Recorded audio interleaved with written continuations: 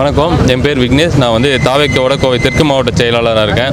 இன்றைக்கி வந்து கலெக்டர் அலுவலகத்தில் வெள்ளலூர் குப்பை கிடங்குக்கு மீண்டும் ஒரு முடிவு வேணும் அப்படின்னு சொல்லி மனு கொடுக்க வந்திருக்கோம். ஏன்னு கேட்டிங்கன்னா, இதுக்கு முன்னாடி ஒரு தடவை வந்து மனு கொடுத்தோம். அதுக்காக ஒரு 5000 பேரை திரட்டி அந்த வெள்ளலூர் பகுதியில் ஆர்ப்பாட்டம் நடத்தணும்.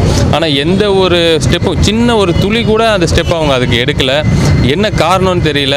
சில பேரோட சுயநலத்துக்காக அங்கே வாழ்கிற பல மக்களோட வாழ்வாதாரமே பாதிச்சுட்டு வருது. இதை வந்து கண்டிப்பாக இந்த அரசு கருத்தில் கொண்டு நிச்சயமாக உடனடியாக அதுக்கு தீர்வு காண வேண்டும் சொல்லி தமிழக வெற்றி கழகம் சார்பாக கேட்டுக்கிறோம். திருப்பி ஏன் இந்த வெள்ளலூர் குப்பை கிடங்கை நாங்கள் கையில் எடுக்கிறோம் அப்படின்னா, தமிழக வெற்றி கழகம் ஒரு பிரச்சனையை எடுக்குது அப்படின்னு சொன்னால் அதுக்கு நிரந்தர தீர்வு வேணும். அந்த தீர்வுக்காக தான் ஒரு பிரச்சனையை தீர்வு கட்டாயம் வேணும்னு நினைக்கிறோம். ஏன்னா அது நாங்கள் வந்து சும்மா ஒரு சாலை சரியில்லை, ஒரு பார்க்கு கட்டணும்னு சொல்லி ஒரு எங்களை அடையாளப்படுத்திக்கிறதுக்காகவோ அரசியல் பண்ணுறதுக்காகவோ நாங்கள் எந்த பிரச்சனையும் கையில் எடுக்க போகிறதில்ல. எங்களுக்கு தேவை என்னென்னா, நாங்கள் எடுக்கிற ஒரு விஷயம், அந்த குப்பை பிரச்சனை நீங்கள் எங்களுக்குன்னு நாங்கள் கொடுத்தனால பண்ணலனாலும் பரவாயில்ல, நீங்களாக பண்ண மாதிரியாவது பண்ணுங்கள், எங்களுக்கு தேவை அங்கே ஒரு தீர்வு தான் அப்படிங்கிறத வலியுறுத்தி தான் இன்றைக்கி இவ்வளோ பேர் வந்து இந்த மனு கொடுத்துருக்கோம். குறிப்பாக வந்து இந்த வெள்ளலூர் சரி பண்ணாமலே இருக்குது. அது யார் என்ன பற்றி நிறையா போராட்டங்கள் நடக்குது. இதை பற்றி நீங்கள் என்ன நினைக்கிறீங்க? சரி ஆகுமா அப்படிங்கிற மாதிரி? சரி கம்ப்ளைண்ட்லாம் கொடுக்குறாங்க, அவங்களும் சரிங்கிறாங்க.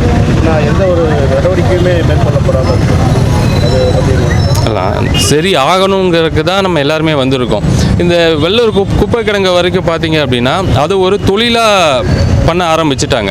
அங்கே கிடைக்கிற ஸ்கிராப்பில் இருந்து, அங்கே கிடைக்கிற உரமண்ணிலேருந்து அதை ஒரு தொழிலாக நினச்சி பண்ணிட்டு இருக்காங்க. நான் யார் பேரையும் குறிப்பிட்டு சொல்ல விரும்பலை. காரணம் என்னென்னா, இனி அது சரியாயிரும் நம்பிக்கையில் சொல்ல விரும்பலை. ஆனால் நிச்சயம் இது திருப்பி தொடர்ந்து வந்துகிட்டே இருந்துச்சுன்னா, நாங்கள் யாருக்கும் பயப்பட போகிறதும் இல்லை, யாரை கண்டும் அஞ்ச போகிறதும் இல்லை. அவங்களோட பேரோட இந்த கோயம்புத்தூர் மக்களுக்கு தெரியப்படுத்துவோம். ஏன்னா அது வந்து குப்பை தானே அப்படின்னு சாதாரணமாக நினச்சிட்டு இருக்கிறாங்க. அந்த குப்பைக்குள்ளே அதை சுற்றி வாழ முடியாதுண்ணா. ஏன்னா அங்கேருந்து ஒரு 10-12 கிலோமீட்டர் வரைக்குமே அந்த குப்பையோட ஸ்மெல் வருது. அங்கே என் குழந்தையும் இருக்குது. என் குழந்தை மாதிரி கிட்டத்தட்ட ஒரு 30,000 குழந்தைகள் இருக்குது. வயசானவங்க இருக்கிறாங்க.